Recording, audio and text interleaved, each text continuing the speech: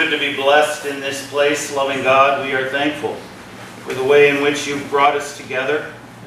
We are thankful for the love and care that we can experience for each other. And we are thankful for the opportunity to trust in the love and care that you have for each of us. We look forward to continuing on in a blessed life. We look forward to being together further in the life of this church community. And we look forward to the word that you have for each of us to break through the clutter of all the words that come at us all the time and help us to know that the meditations of our hearts and the words of my mouth are acceptable to you, O God, our rock and our Redeemer. Amen. Amen. Amen. And he brought a child among them. Some version of Jesus interacting with children is in every gospel. In the story of ancient days, though, when we reference children, it's much different than the way that we reference children today. In many cases, some children were thought worthless then. Some were always going to be second fiddle in the family. And the firstborn sons were always the big deal. And girls didn't count. Now, if we get the gospel today, then we'll know that we are encouraged to come a long way, baby. Today, we have Jesus given to us saying that a child is a stand-in for him. And the way we treat the child is the equivalent of the way we treat God. I think that the ancient portrayal of Jesus with a child or children has no intention whatsoever to be sentimentalized in the way that we so often present children in church today. Too often children are treated as baubles in church and community life, rather than the coal mine canaries they truly are. So let's mine this text a little further and see what values we can find and use. As I grow in faith, it becomes more apparent to me that the writers of the many different sources that we have today compiled into what publishers call the Holy Bible are meant to tell us how conditions are hoped to be, not how they are. Today's Psalm number 1 sets a standard for the rest of the book. The wording of those verses presents goals and outcomes that any of us adults who want to live happy and ethical lives can grasp and adjust our behavior around. And then either by accident of the lectionary published Bible reading schedule committee, or by the mysterious and consistent working of the Holy Spirit, our reading selected for today in the Gospel is one of the Bible stories that has Jesus present a child as our best example of living in relationship with God. In the storytelling Gospels of Mark and Luke and Matthew, Jesus is quite concerned with children. Today's reading is one of them, and it is a little different from the others. As the story goes today, the disciples are fighting like kids in the backseat of a car about who was most important. The full story delivered that Jesus gives is very serious information about what the journey ahead was going to entail. The followers of Jesus were obviously missing the point. And for sure, Mark writes that Jesus tells them their priorities were all screwed up. I get from this story that when we are sincere and effective continuations of the ministry of Jesus Christ and God's Spirit set in motion, we are not called to be childish or self-aggrandizing over others. We are called to enliven the best characteristics of childhood, which, to be honest, I am not sure I know how to fully enumerate. So I will only say that the contextual behavior of all the reports of Jesus' interaction with children was to honor them, protect them, and see them as wise and worthy. This is astonishing in an ancient culture where so many children lived in poverty and were considered basically worthless unless they were the firstborn sons. I wonder how we are doing in our society's care for children when we have more children living in poverty than ever before in our country, and the strategy to nurture them is more and more limited to a general attitude of survival of the fittest. Hear our gospel again. Then Jesus brought a little child into their midst, and putting his arm around the child, said to them, "Whoever welcomes a child such as this for my sake welcomes me, and whoever welcomes me welcomes not me, but the one who sent me." I hope you will allow me a few more minutes to bring a few children into our midst, in addition to Cole,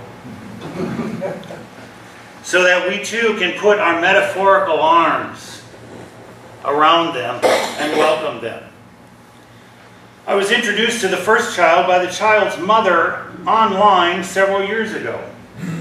Lori Duran is the mother's name, and she lives with her husband and 2 children in what is described as happy, messy home in Orange County. She is a blogger whose postings have grown into 1 book so far and a bunch of columns on parenting. Lori is described in the introductions to her book as an often quoted source of parenting gender-creative, gender-nonconforming, proto-gay, and pre-homosexual children. I will admit that I never heard some of those words before. But I am open to learning about these special children. You learn something new every day, or that's redundant actually. You learn something every day. With full permission and some direct involvement, Lori writes about her experience being the mother of a child she calls her rainbow child. CJ is the name of Lori's gender non-conforming offspring. I'm not going to say too much about CJ, other than CJ is now in 3rd grade. When I started reading, CJ was a toddler, just coming in to identity. CJ is now in 3rd grade and doing quite well. And I will report to you that CJ and his mother visited Palm Springs for a weekend a while back, not to visit me, but just reported on it after the case. And the review of CJ was that Palm Springs is a pretty wonderful place because of all the rainbow flags seen around town. The other thing that I will say is that I learned a lot by following Lori's blogging about her interactions with CJ and the reports of the rest of the family in this unfolding of a young life. I think that my greater awakening to transgender and non-gender conforming persons is a direct result of the child named CJ in my life.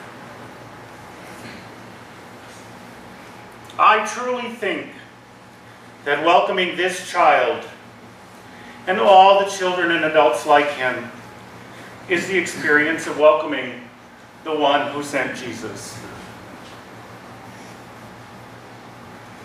The second child is actually the every child that influenced the CEO of one of the largest companies in the world. I use the term every child as a representative term, like in the olden days when we talked about every man. No, we'd probably say every human. Tim Cook is the CEO of Apple Computer, and he was on The Tonight Show with Stephen Colbert. It's probably Colbert now. Stephen Colbert recently. He's reported to be the only openly gay CEO of a major United States corporation.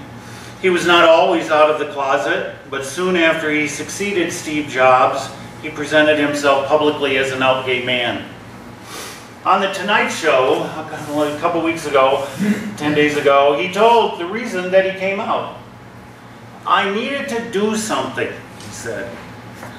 It became so clear to me that kids were getting bullied in school. Kids were getting basically discriminated against. Kids were being disclaimed by their own parents. And about that, I needed to do something.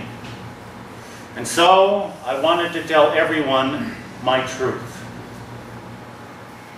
The every child who is bullied, pre-suicidal, battered, and discarded was welcomed into the full stature of accepting society as Tim Cook opened himself to being a role model for them.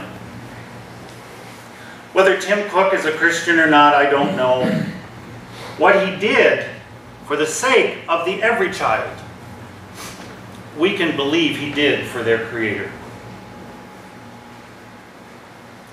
Finally, I want to mention the names of 7 children. Peter Matthias of Wilmington, North Carolina. Haley Zinke and Tasha Williams of Turtle Lake, North Dakota. Lauren Weimer of Holland, Ohio. Indy Brumbraw and Caesar Lemus of Dade City, Florida. And Tony Clark of Ellis, Kansas. These are the names of 7 school children who, according to one researcher going back to 1999, in published reports, brought homemade clocks to school and received publicity. But their last names were not Muhammad, and they were not handcuffed or suspended. I hope in the future we will welcome children with the name Muhammad for the sake of Jesus, and know that we are welcoming the one who sent him. Maybe the national exposure that Ahmed Muhammad got for bringing his digital clock to show his teacher at school, basically, I don't know if you've seen the picture of it, a flat electronic thing with a little square, digital clock thing hooked to it.